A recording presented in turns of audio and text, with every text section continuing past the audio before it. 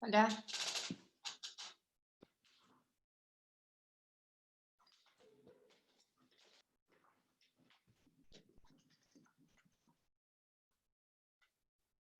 ¿Cómo andan?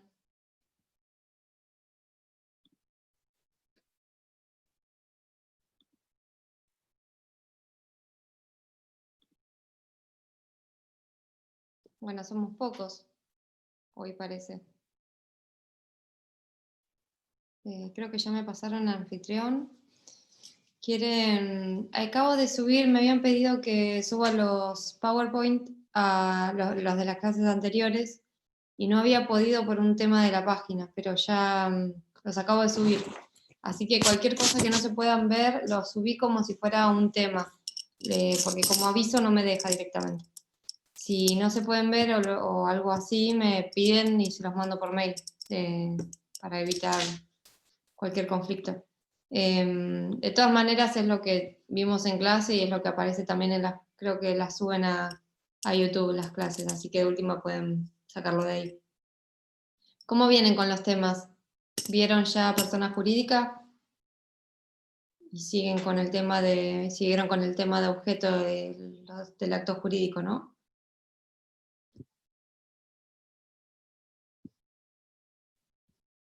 Bien, perfecto. Ahí me ponen exacto. Bueno, hoy lo que tenemos que ver es forma de los actos jurídicos, que vendría a ser la bolilla 22. En realidad nosotros tendríamos que repasar la unidad 17, pero la dio Gabriel, en realidad fue una que di yo por Gabriel, y la habíamos terminado, la bolilla en realidad. No sé si les queda alguna duda de eso o podemos seguir avanzando. Si quieren hacemos un repaso de esa bolilla, pero me parece que ya con lo que habíamos visto podemos seguir con el tema de la forma. No sé si quieren repasar algún tema de los que vimos o ya arrancamos con el tema de forma. Avísenme cómo quieren que organicemos la clase. O alguna duda que tengan, si no, de algún tema que hayan dado los otros profesores. ¿La fecha del parcial ya la tienen? ¿La del segundo parcial? El 9 de diciembre.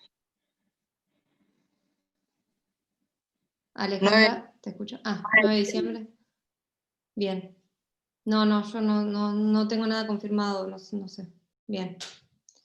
Para mí es mejor arrancar con forma, el resto quedó claro, pero como prefieran, chicos, bien. Sí, arrancamos si quieren con forma y cualquier cosa, si quedó de algún otro tema, algo que quieran repasar, lo hacemos a lo último, así terminamos ahora con forma. Bueno, ¿algún comentario más o quieren que arranquemos ya con el Power? Bien. Bueno, voy a compartir pantalla, a ver si me deja. Sí, me deja compartir. Cualquier cosa me van frenando, comentando. Si tienen un código a mano, siempre es mucho mejor para que vayan viendo los artículos que vemos, se vayan familiarizando también con el manejo del código. Sé que el doctor Ferrero dio una clase de manejo de código, pero es muy importante porque al ser la primera materia codificada que tienen ustedes, que ya habrán vivido, que es más difícil tal vez o diferente el estudio que cualquier otra materia y que cualquier, digamos, lo que vienen viendo ustedes, está bueno que vayan siguiendo las clases con el código y que siempre tengan el código a mano. Bueno, vamos a arrancar entonces con la forma de los actos jurídicos, que sería la unidad 22. Voy a minimizar esto. ¿Están viendo la pantalla? Sí, profe. Bueno, yo asumo que sí. Sí, perfecto.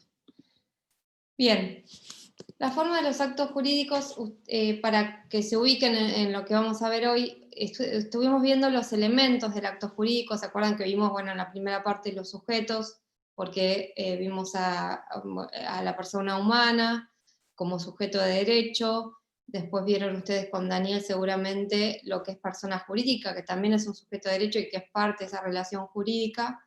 Empezamos por ver el objeto, que era ese contenido que tenía un montón de implicancias en el sentido de la diferenciación de las clasificaciones y y qué podía ser objeto del acto jurídico y qué bajo ningún punto de vista podía serlo, qué tenía contenido económico o no, vieron el patrimonio, vimos un montón de cosas para llegar a lo que es la forma. En realidad la forma algunos autores la ubican como si fuera otro elemento del acto jurídico, otros dicen no es un elemento, sino que es algo que está por fuera del acto jurídico, pero lo importante es que es aquella envoltura del acto, algunos dicen es la formalidad, pero es extrínseca, es decir, está por fuera de aquel acto jurídico como lo conocemos, que era, ¿se acuerdan? El hecho voluntario, lícito, que llegaba a ser que tenía por fin el cumplimiento de un fin determinado establecido por el ordenamiento. La forma vendría a ser ese envoltorio que nosotros les damos al acto. Vamos a empezar con el Power. Ahí tienen una serie de definiciones acerca de qué podemos entender por forma del acto jurídico. Ven que dice que la forma es el modo en que la voluntad se manifiesta. La forma es la vestidura exterior de los elementos del acto jurídico, o los ritos o solemnidades que han de observar para darle vida. Fíjense que habla de la vestidura exterior de los elementos del acto jurídico. Recuerden cuáles eran los elementos también. Y recuerden que para que el acto jurídico sea tal, también teníamos que pasar por la voluntariedad, es decir, que ese acto jurídico, ese hecho humano, haya sido ejecutado con discernimiento, intención y libertad. Eso es muy importante que lo tengan siempre en cuenta y evaluar qué entendemos por discernimiento, qué entendemos por intención y qué entendemos por libertad. Van a ver que ahí dice Bonniering que la forma es el tránsito, es el transporte de la intimidad subjetiva a la exteriorización objetiva. Recuerdan que nosotros cuando hablábamos de objeto y de los elementos del acto jurídico, dijimos que no nos podíamos quedar con aquello que el sujeto tenía en su interior para hablar de un acto jurídico, sino que ese acto jurídico tenía que exteriorizarse de alguna manera. Bueno, eso viene a ser la forma. Acá podemos ver un breve repaso, digamos, de lo que venimos viendo. Ven que los actos voluntarios requieren, además de los elementos internos de la voluntad, el discernimiento, la intención y la libertad, un elemento externo que es justamente la manifestación de la voluntad por un hecho exterior. Recuerdan que el propio artículo hablaba de esa manifestación de la voluntad por un hecho exterior. Esa manifestación puede tener lugar por escrito, oralmente, por signos inequívocos o por la ejecución de un hecho material. Es la forma esencial, esto que estamos hablando hasta ahora viene a ser la forma esencial como elemento o como parte de ese acto jurídico. Después vamos a ver lo que es la forma impuesta, que viene a ser otra terminología para individualizar otro aspecto de la forma. Y constituye, bueno, esto según el autor que lean, pero sí que es importante o es relevante respecto del acto jurídico, lo tengamos como elemento o no, pero es un aspecto estructural del acto jurídico, ¿sí? Acá vamos a ver que si lo tenemos como elemento externo del acto voluntario, tenemos que remitirnos necesariamente al artículo 260, ¿se acuerdan que es el que vimos cuando vimos, creo que no la clase pasada, sino la anterior, que habíamos visto los elementos? Les digo como dice el 260 para que ustedes se visualicen lo que estamos hablando. El acto voluntario es el ejecutado con discernimiento, intención y libertad que se manifiesta por un hecho exterior. Esta exteriorización de la voluntad toma alguna de las formas que nosotros vamos a ver. La condición externa exigida por el ordenamiento fondal, que denota que el ámbito de la interioridad, aquello que es interno del sujeto, propio del sujeto, los pensamientos o las reservas que tenga el sujeto, quedan excluidos totalmente del campo del derecho. Esto, ¿se acuerdan que cuando vimos los elementos dijimos que eso hacía la seguridad jurídica, a garantizar el tráfico negocial, no darle relevancia a aquello que no es exteriorizado, ¿sí? Salvo obviamente ciertas cuestiones que vamos a ver cuando veamos vicios de la voluntad y en qué momentos o en qué situaciones y bajo qué circunstancias nosotros vamos a darle prioridad a la voluntad, digamos, que está viciada por sobre aquello que aparece externamente, ¿sí? Cualquier cosa que vean que no entienden algo, me van frenando. No sé si están voy a fijar si, no puedo fijar si están comentando algo. Ah, está. No, bien. Cualquier cosa igual, si no se sacan el micrófono y me van frenando. Después, esto para repasar lo que era el acto jurídico, acuérdense que el acto era el que tenía el hecho humano lícito, que tenía por fin inmediato la producción de consecuencias jurídicas, que había intencionalidad, que los efectos se producían por voluntad de las partes, y eso, las partes lo que buscaban era la producción de esos efectos jurídicos, que era lo que diferenciaba del simple acto, que no tenía esa finalidad la parte, la persona, el sujeto, cuando realizaba el acto, sino que era una consecuencia que el ordenamiento le atribuía a esa conducta, pero no era lo que era buscado específicamente por las partes o por la persona al momento de celebrar ese acto. Bien, seguimos. Cuando hablamos entonces de este elemento externo del acto jurídico, hablamos de la declaración de la voluntad, que tiene que manifestarse, como dijimos recién y como dice el artículo 260, por un hecho exterior. Acá, bueno, volvemos a repasar que quedan excluidas las reservas mentales, algo lo que vamos a ver cuando hablamos de los vicios de la voluntad.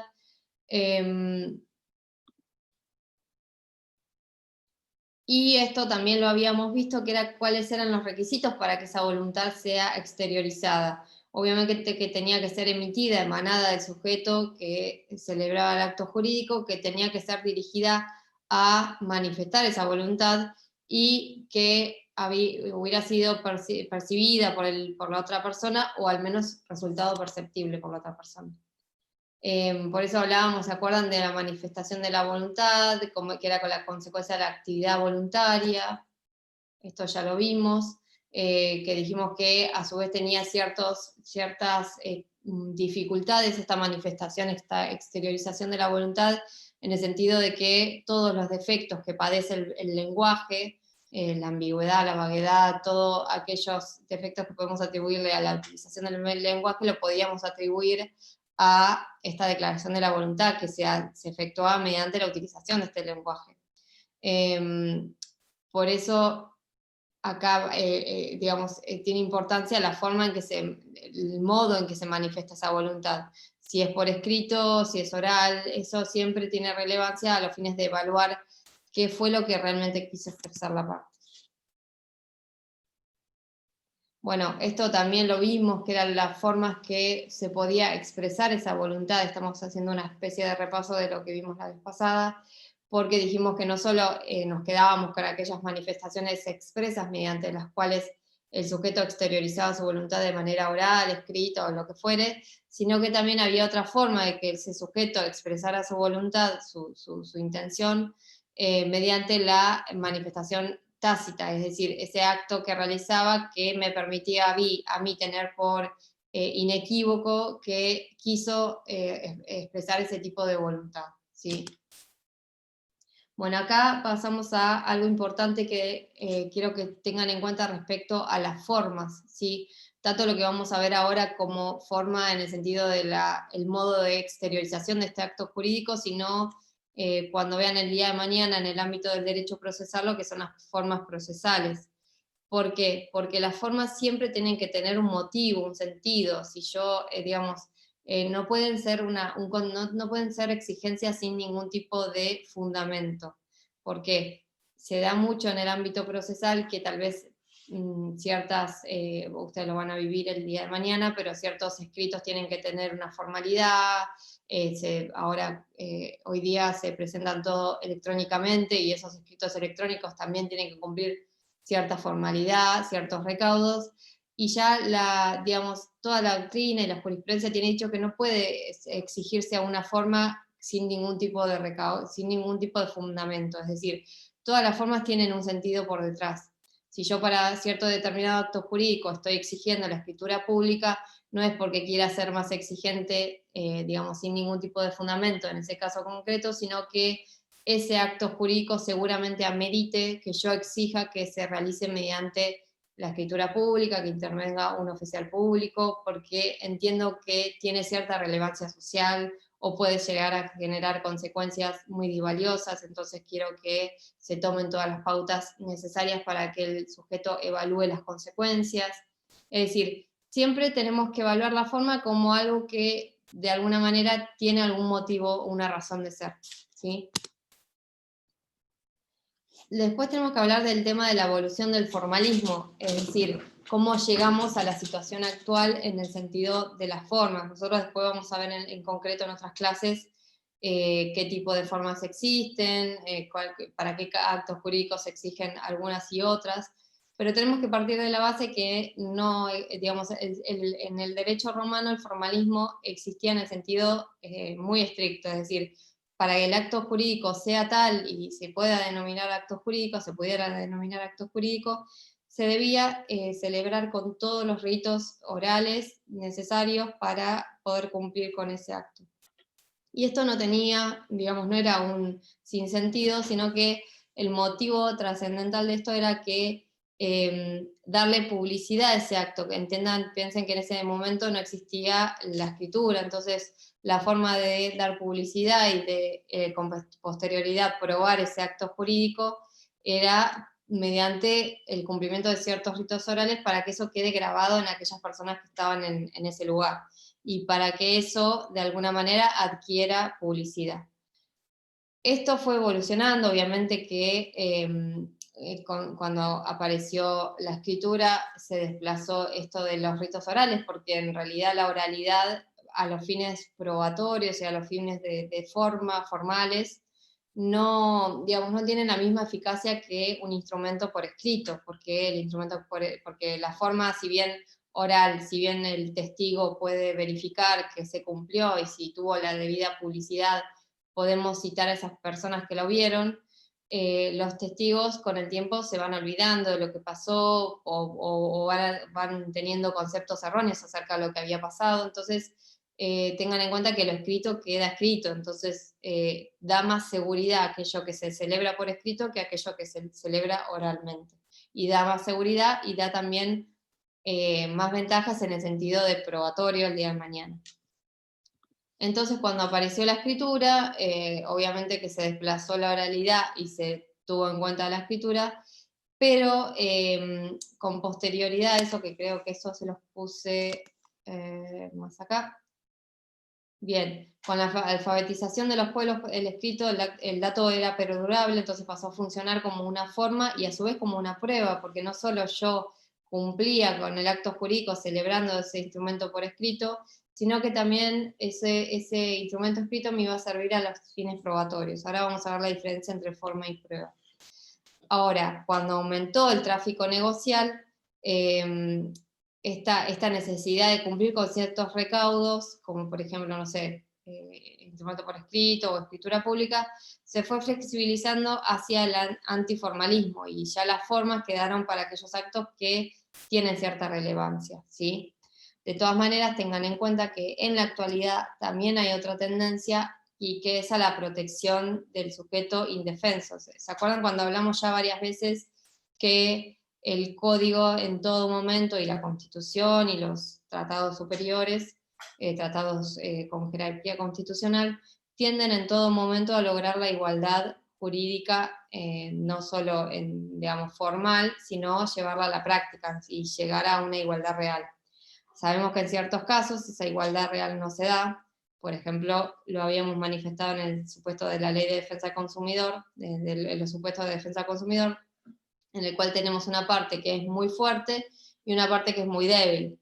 Entonces, en esos casos es entendible que el Estado quiera intervenir un poco más y quiera establecer ciertas formas a los fines de garantizar que esa igualdad en sentido material o en sentido práctico se va a cumplir o se va a tratar de equiparar.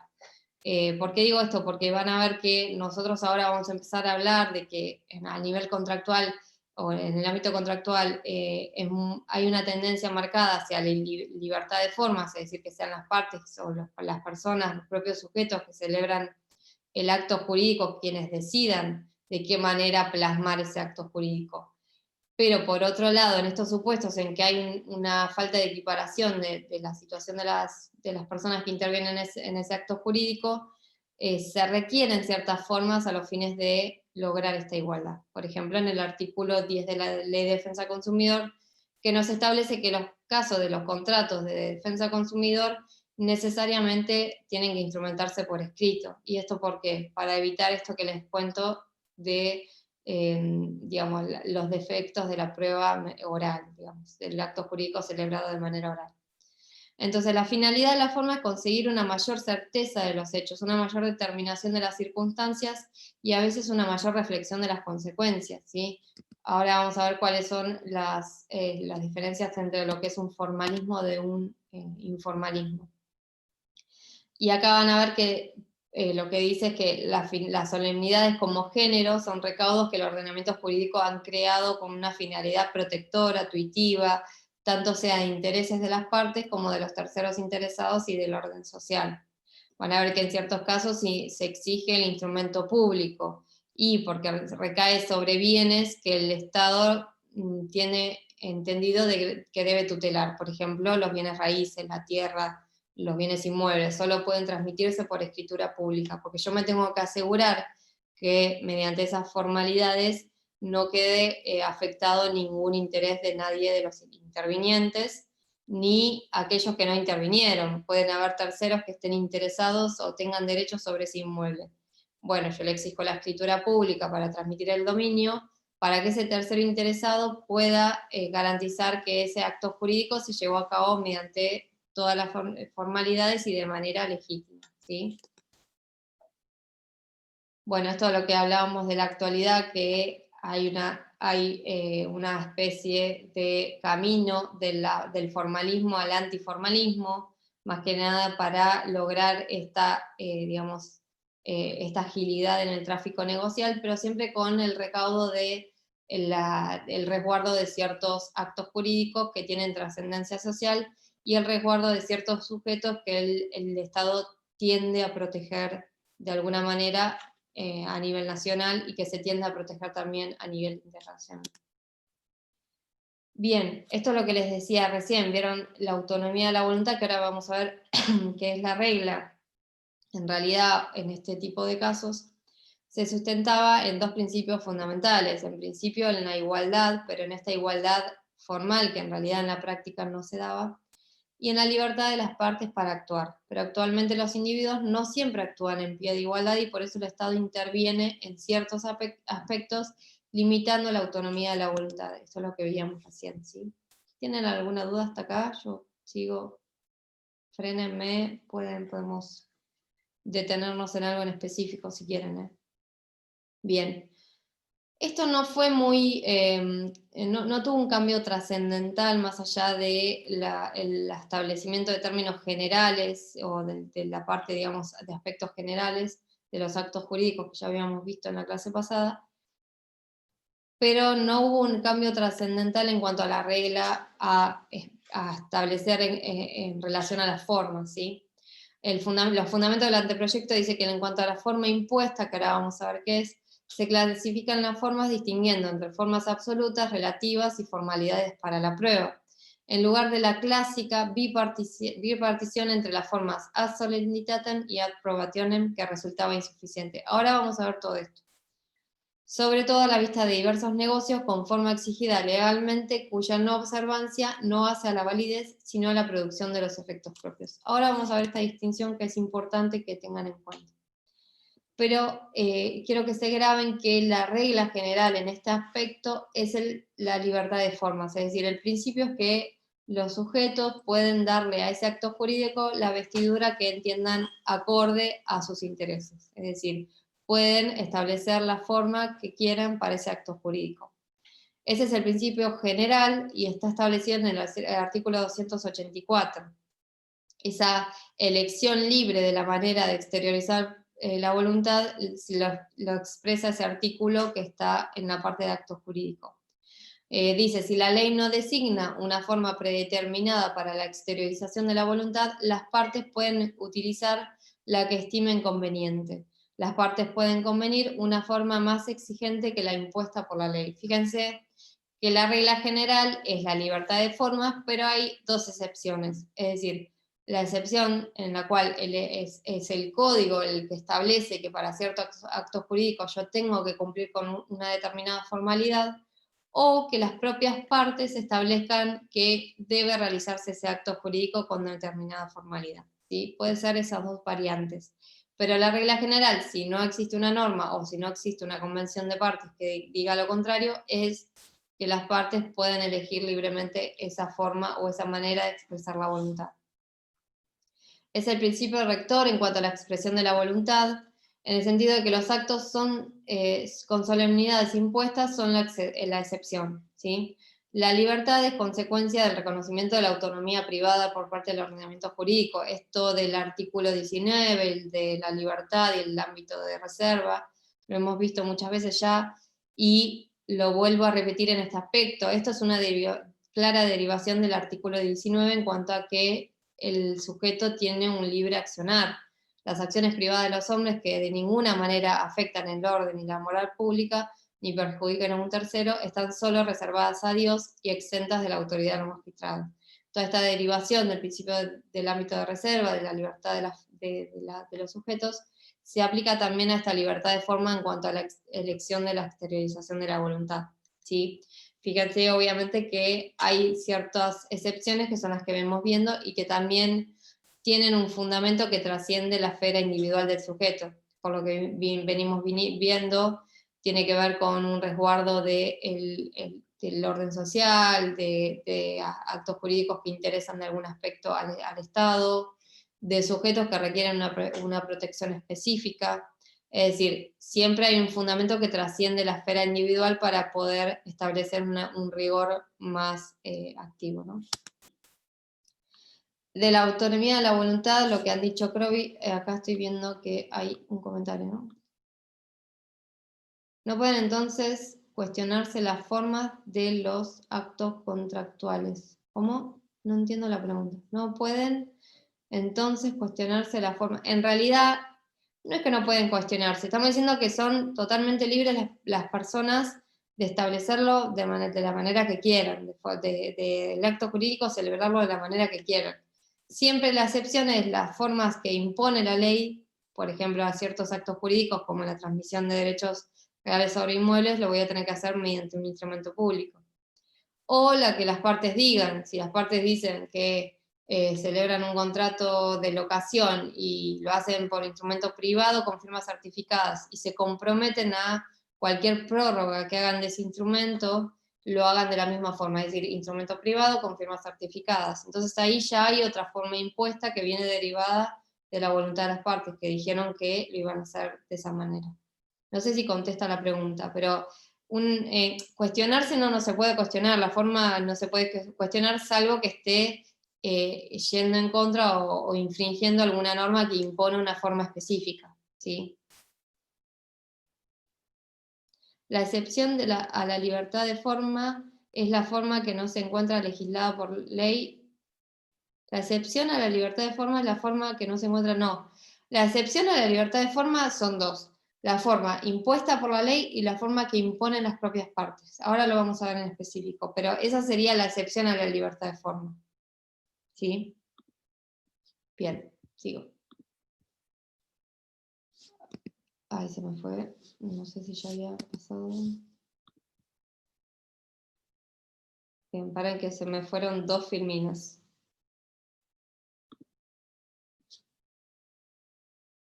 Bueno, esto de la autonomía de la voluntad también digamos, lo establecen Rivera y Crowe, que dicen que el negocio jurídico aparece como la expresión técnica del reconocimiento de la autonomía privada. Como fuente creadora de los efectos jurídicos, es el medio fundamental de la realización del principio de autonomía de la voluntad, ¿sí?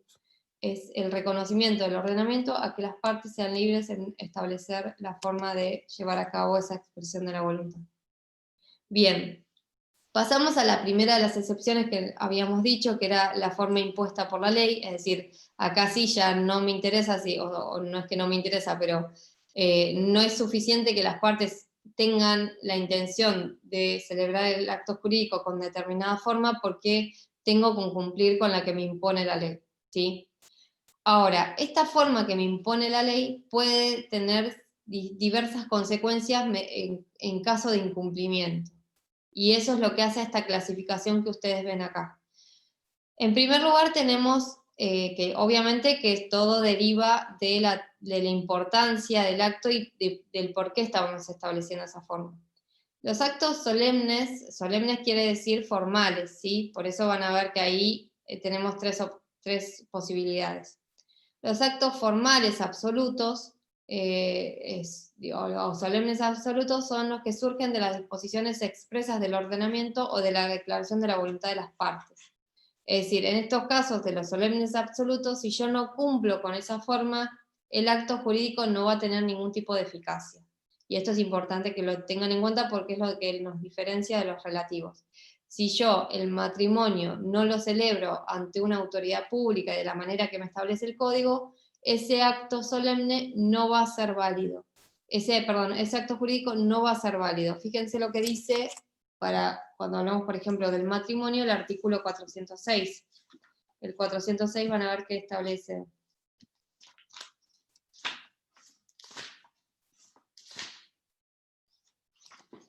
Requisitos para la existencia, fíjense que dice existencia del matrimonio. Para la existencia del matrimonio es indispensable el consentimiento de ambos contrayentes expresado personal y conjuntamente ante la autoridad competente y para celebrarlo, excepto lo previsto en el Código para matrimonios a distancia. El acto que carece de este requisito no produce efectos civiles. Es decir, acá resulta claro que cuando hablamos de actos solemnes absolutos, lo que estamos diciendo es, si yo no cumplo con esa forma que me impone la ley o la voluntad de las partes, lo que va a pasar es que el acto jurídico no tenga ningún tipo de eficacia ni validez, ¿sí? No va a servir el acto jurídico en sentido amplio, de ninguna manera, digamos. Ahora, si nosotros hablamos de los actos solemnes relativos, estamos diciendo que si bien el acto jurídico no va a cumplir esa finalidad para el cual fue propuesto por los sujetos, porque no se cumplió con la forma que establecía el ordenamiento, sí va a poder ser tomado como un acto en el cual las partes se obligan a cumplir con esa forma. No sé si me entienden. Es como una especie de conversión. Es decir, como yo no cumplí con esa forma que me impuso el código, no es que el acto deja de tener eficacia, sino que no tiene la eficacia propuesta, va a tener otro tipo de eficacia, y es que se va a convertir en una obligación de hacer, ¿sí? Acá para que entiendan, el ejemplo es claro. Cuando nosotros celebramos un boleto de compraventa respecto de un inmueble para transmitir los derechos reales sobre el inmueble, dijimos recién que un instrumento privado como un boleto de compraventa, el boleto de compraventa es un instrumento privado, porque no interviene el oficial público, lo van a ver en estos días. Si yo lo celebro el boleto de compraventa, en principio dijimos no va a tener la eficacia de transmitir derechos reales sobre el inmueble, pero sin embargo el propio código dice que ese acto jurídico, ese boleto de compraventa, lo que hace es que convierte la obligación, se convierte en una obligación de hacer, en esa obligación de escriturar. ¿Se entiende? Las partes el acto no fue suficiente para transmitir el dominio, pero sí es suficiente para obligar a las partes a escriturar.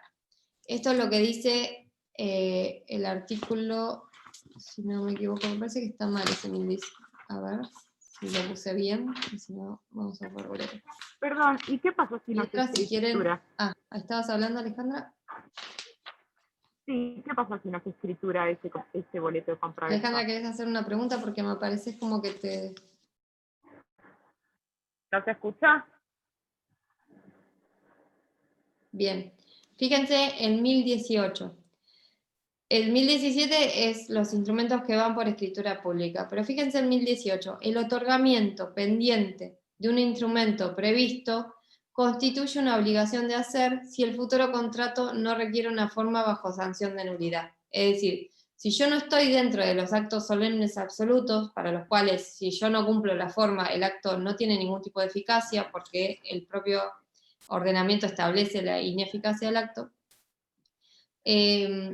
puedo ubicarme dentro de los actos solemnes relativos y esta obligación de hacer, obligación de celebrar la escritura pública. Es lo que dice el artículo 1018. Voy a ver qué me están escribiendo en el chat. No se escucha, Alejandra, yo no te escuché nada. ¿Todos se escuchan, Alejandra? A ver, ahí sí, a ver. A ver, habla Alejandra, que ahí te escucho, me parece.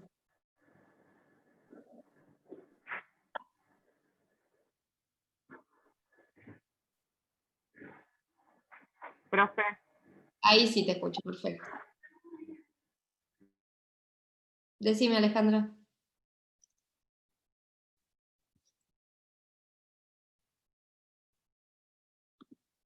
Hola. ¿Ahí están escuchando todos? Porque yo no escucho nada.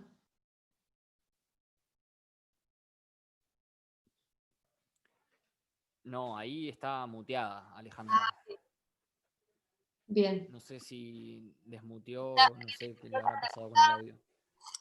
¿Alguien escuchó la pregunta que hizo o no la llegó a hacer? Sí, yo si querés te la repito. No sé si me escuchan. Sí.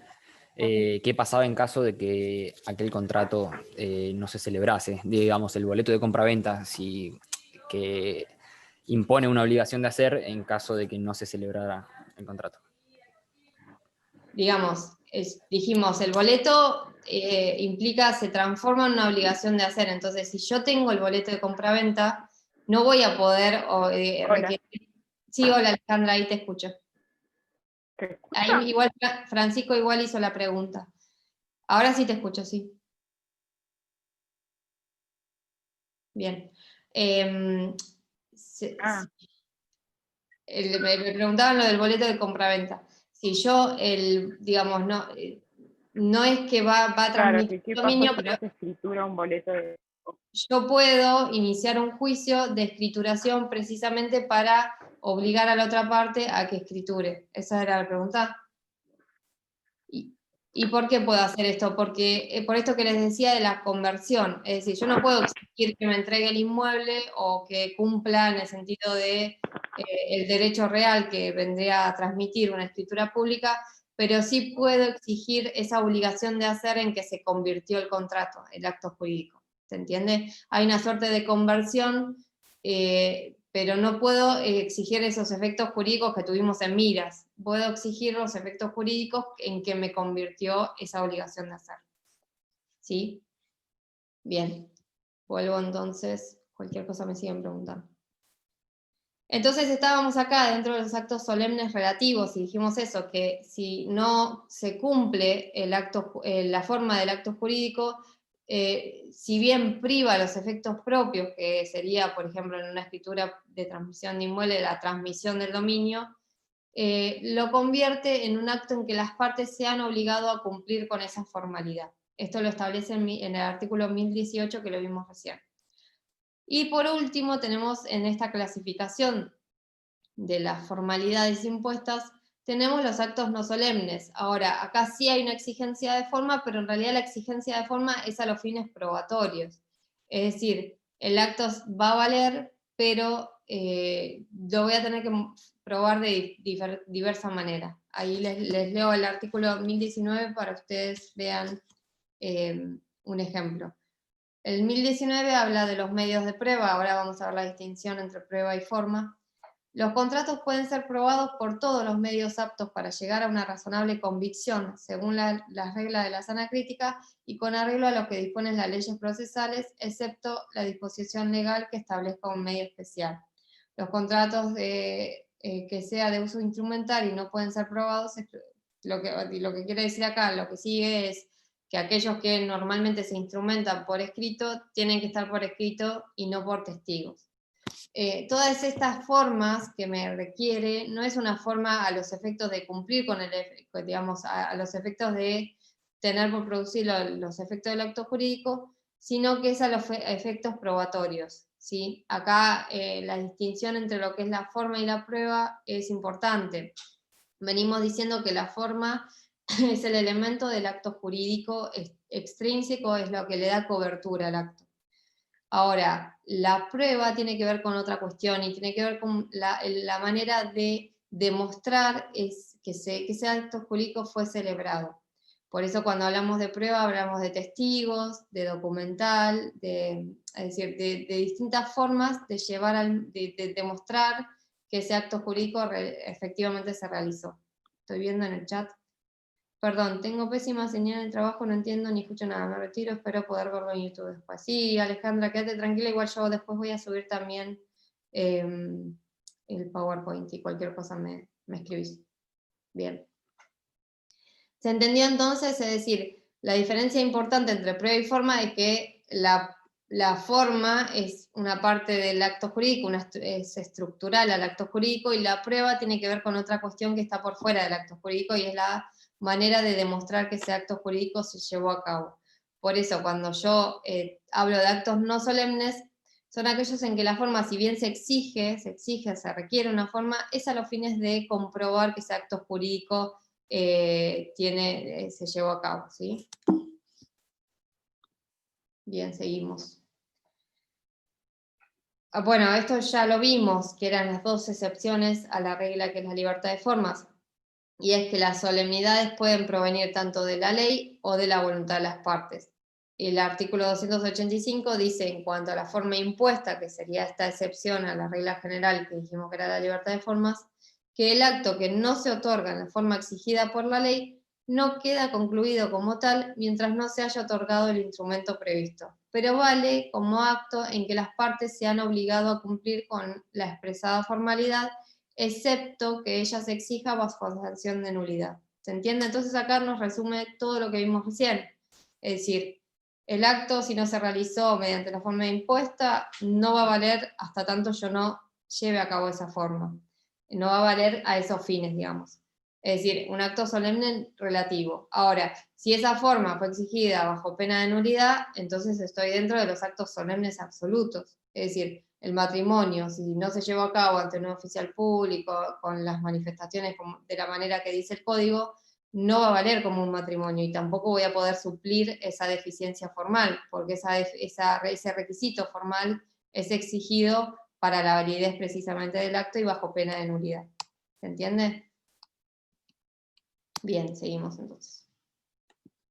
Ahora, acá es importante que es que la estrictez o la rigidez con que yo voy a analizar siempre las formalidades va a depender de la trascendencia o la importancia del acto jurídico que estoy considerando. Por ejemplo, el matrimonio, si bien me lo dice el código, ¿esto por qué es importante? Perdón.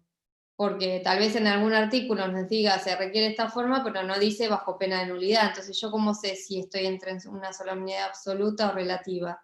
Y va a depender de la trascendencia del acto jurídico. El matrimonio, por más de que no dijera que si no cumplo con la forma bajo pena de nulidad, yo ya sé que esa forma es exigida porque el acto jurídico es trascendental para el Estado y viene del ámbito del orden público familiar. Entonces, es importante que ustedes analicen siempre a qué efectos y con qué trascendencia es exigida esa formalidad. Y acá vamos a hablar de los fundamentos de las formalidades, parte de la importancia del acto y la conveniencia social para ser regulada atendiendo a los intereses particulares y de la sociedad. Siempre tengan en cuenta esto, puede ser intereses particulares, por ejemplo, cuando hablamos de la ley de defensa del consumidor y demás, por más de que sea un interés particular, tiene un resguardo especial. Y también, si hablamos de los intereses de la sociedad, con más razón, siempre la formalidad tiende a proteger esos intereses supraindividuales que, digamos, fundamentan que se exijan determinadas formalidades.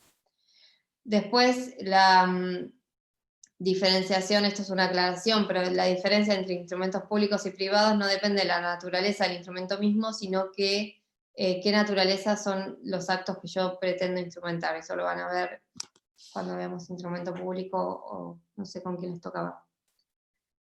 Bien, y la formalidad pactada por las partes, obviamente que las partes pueden establecer formalidades estrictas y esto va a valer como, hay una regla que es que lo que establezcan las partes o lo que pacten las partes es para las partes como la ley misma. Entonces acá se aplica esta normativa, este principio general, es decir, no me importa si viene de la ley o de las partes, si se comprometió el sujeto a llevar a cabo determinada formalidad y la incumple, entonces se puede exigir que cumpla con esa formalidad, ¿se entiende? Es decir, si es el sujeto mismo el que se obligó, vale como si fuera la propia ley la que impone esa formalidad.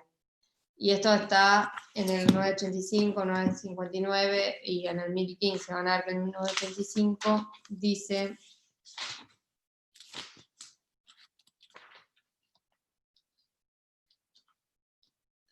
No, perdón, 9.58 estaba leyendo, porque ya a esta hora de la noche no funciona mucho. El 958 dice libertad de contratación. Las partes son libres para celebrar un contrato y determinar su contenido, dentro de los límites impuestos por la ley, el orden público, la moral y las buenas costumbres. Y el efecto vinculante, que es lo importante del 959, todo contrato válidamente celebrado es obligatorio para las partes. Su contenido solo puede ser modificado o extinguido por acuerdo de partes sobre los supuestos en los que la ley prevé. Es decir, si las partes de común acuerdo establecieron una formalidad, rige este efecto vinculante. Yo me tengo que someter a esa formalidad a la cual me comprometí, ¿sí? Acá quería que vieran las diferencias en cuanto a ventajas y desventajas del formalismo y del informalismo. ¿Se acuerdan que vimos recién la evolución? En cuanto al formalismo, obviamente que la ventaja, digamos, la que fundamenta la formalidad es la mayor certeza en los hechos y la mayor determinación de las circunstancias y mayor reflexión de las consecuencias. Se entiende que si yo tengo que, por ejemplo, celebrar un instrumento público, tengo que ir a un escribano, tengo que juntar la documentación y demás, voy a hacer una reflexión más exhaustiva acerca de ese acto que voy a llevar a cabo. Ahora, si lo soluciono vinculándome oralmente y comprometiéndome oralmente, tal vez sea más, digamos, más, un actuar más improvisado que un acto formal, ¿se entiende? Ahora bien, el informalismo tiene como ventaja que no tengo que ir al escribano, juntar la documentación, que eso implica todo tiempo, entonces voy a tener mayor celeridad y menores costos, obviamente. Ahora, las desventajas del formalismo son la pesadez de las formalidades, los riesgos de la invalidez por incumplimiento y la mayor onerosidad. Y el informalismo fomenta la toma de decisiones aisladas y apresuradas y no pensadas, ¿sí? No hay una reflexión exhaustiva del sujeto, sino que actúa de manera más improvisada. Eso serían en cuanto a ventajas y desventajas también para evaluar el día de mañana qué tipo de formalidad llevar a cabo, asumir para cierto acto jurídico.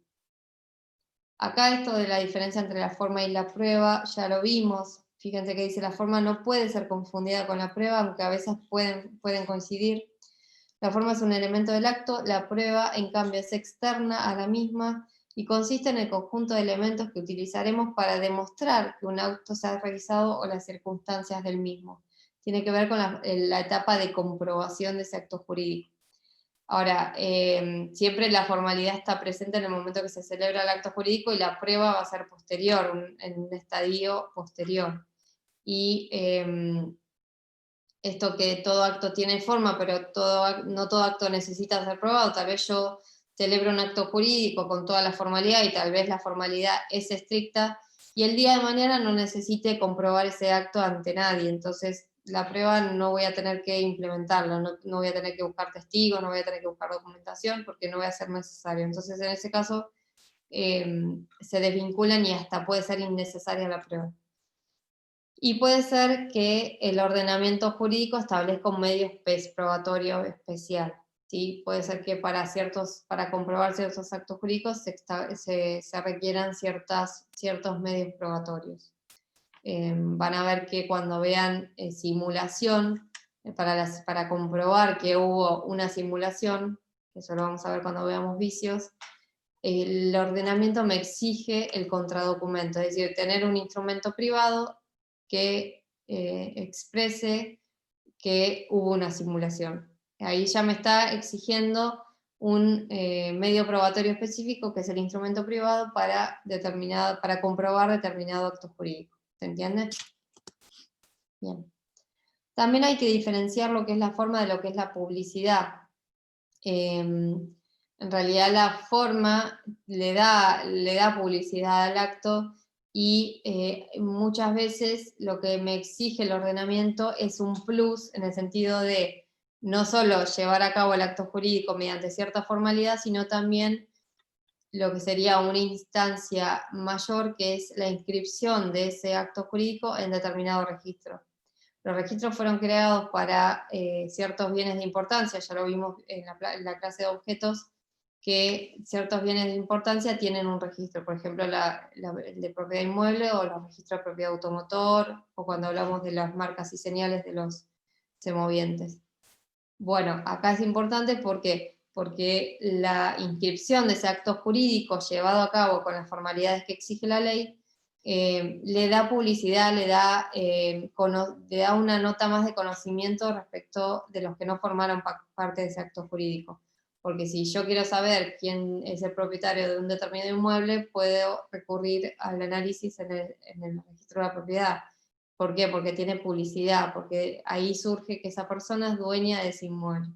Lo mismo pasa con los automotores. Si yo tengo un accidente el día de mañana y quiero saber quién es el titular registral de ese automotor, lo que tengo que hacer es acudir al registro de la propiedad automotor para ver quién es el titular, ¿sí? Y acá hay una diferencia importante en determinados tipos de registros. Porque cuando hablamos del registro de la propiedad inmueble, decimos que la inscripción es declarativa, es decir, ¿esto qué quiere decir? Que el acto jurídico se llevó a cabo y no necesita de esa inscripción para valer como tal, ¿sí? Más allá de que, digamos, le da la publicidad y que el día de mañana puedo tener consecuencias de no inscribirlo. La realidad es que es declarativa porque lo que hace el registro es declarar que ese acto jurídico se llevó a cabo. Y lo que pasa en el registro automotor es que el registro es constitutivo, lo dice la normativa específica respecto al registro automotor. Esto quiere decir que el acto jurídico se va a, digamos, va a empezar a regir, o sea, ese cambio en el registro va a empezar a regir al momento de su inscripción, ¿sí? Por eso se dice que en ese caso la forma y la publicidad van a coincidir porque se integra con esa registración. Es complejo, pero bueno, lo van a entender más cuando vean reales. Bueno, después está esto de forma y publicidad, el conocimiento de los terceros es uno de los efectos posibles de la exteriorización de la voluntad, el modo de hacer conocer la existencia del acto. No forma parte del concepto de la forma, sino que es algo externo a este acto jurídico. Bien, esto lo que quería es darles un ejemplo con el tema de que hubo una variación, por ejemplo, en el tema de los poderes para actuar en juicio. Ustedes van a ver el día de mañana que cuando sean abogados y representan a una parte, ustedes tienen que tener digamos, el poder o la manifestación de la voluntad de esa parte que quiere que lo representen. Este poder, este acto jurídico que es el mandato, que lo van a ver también en varias ocasiones en civil, este mandato tiene que estar, digamos, tenemos que ver si se tiene que hacer por alguna formalidad o no, ¿sí? Cuando regía el Código de Vélez se establecía que los poderes generales o especiales para presentarse en juicio necesariamente tenían que hacerse por escritura pública. Ahora, en el nuevo código se consagra la libertad de formas y no dice nada respecto a estos poderes especiales o generales para estar en juicio. Por eso la doctrina interpretó que como no establece el código que deba ser establecido, deba ser expresado mediante una escritura pública, esos poderes puedan ser llevados a cabo mediante un instrumento privado. ¿Y cuál es el fundamento? Que la rigidez o la formalidad es la excepción, tiene que surgir del código, lo vimos recién, la regla es la libertad de formas. Entonces, si no me establece que yo tenga que tomar un recaudo como es el instrumento público, que encima es engorroso porque implica gastos, implica traslado, implica que intervenga un oficial público, entonces en estos casos se interpreta que este poder especial o general puede ser instrumentado por instrumento privado. Es discutible, en la doctrina está muy discutido porque están quienes establecen que se tiene que exigir ese recaudo mayor, pero lo cierto es que si nosotros aplicamos esto que estamos viendo hasta ahora, que es el principio de libertad de formas y la excepcionalidad de las formalidades, no habría fundamento en exigir la escritura pública. Ahora bien, sin embargo, hay un artículo del Código que establece que el poder debe cumplimentar las mismas solemnidades que el ordenamiento jurídico requiere para el acto que el apoderado tiene que realizar. Si ese mandatario, esa persona a la cual se le otorgó un poder, lo que tiene que hacer es celebrar un instrumento público, obviamente que ese poder tiene que haber sido conferido por instrumento público. ¿Sí? Esto lo dice el artículo 363 del Código Civil, que habla, que está emplazado en toda la normativa sobre el mandato. Bueno, esto es lo que vimos recién. Y ya eso sería, digamos, la clase de forma. Voy a dejar de compartir. Bien. ¿Alguno tiene alguna duda de esto que venimos viendo? ¿O de algún otro tema que quieran consultarme?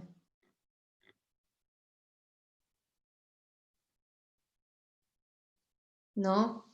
Bueno, si les parece, entonces cortamos acá. Nos vemos seguramente que la clase de la semana que viene la intercambie con Gabriel y yo del miércoles y el jueves, por una cuestión de complicación de días.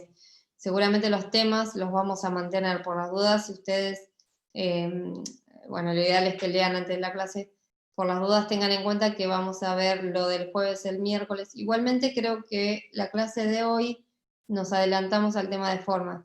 Deberíamos empezar con instrumentos privados, por lo que tengo entendido. Pero fíjense bien en el cronograma y vamos a seguir con el tema de los jueves el miércoles que viene, ¿sí?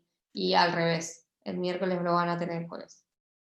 Bueno, si no tienen dudas, preguntas, buenas noches. Yo después les cargo este PowerPoint y tienen cargado los otros ya. Buenas noches a todos.